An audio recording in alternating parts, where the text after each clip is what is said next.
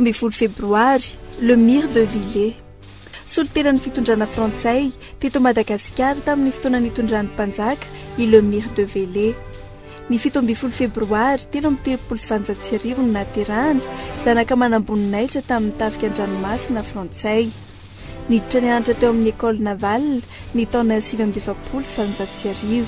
Ankoatra ny natatsambo azy dia niofana ho mpitantandrara-mpanjakana ihany koa ny tenany ny taona 1970.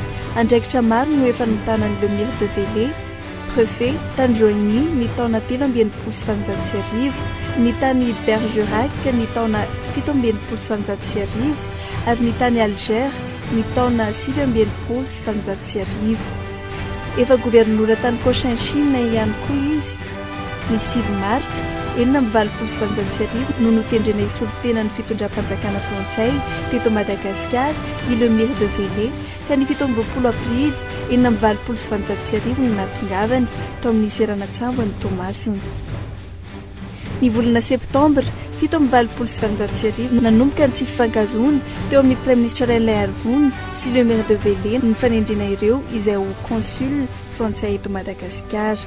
Nisy fotoana niverenan'ny tany Frantsa tamin'ny fiverenana teto Madagasikara ny taona 1770 no tapaka tanteraka ny fifandraisana nisy teo amin'ny firenena roatonta. Nisorony le mire de Villers ny saina frantsay tao Antananarivo ary nomeny baiko ny teratany frantsay rehetra hamonjy ny morontsiraka akaiky. Io taona 1770 io no nanomboan'ny ady farany teo amin'ny tafika frantsay sy ny tafika malagasy. Nampitondra ny anaran'ity olo-malaza ity moa ny sekoly fampiofanana izay teo mpiasam-panjakana tao Antananarivo natao hoe École le mire de Villers.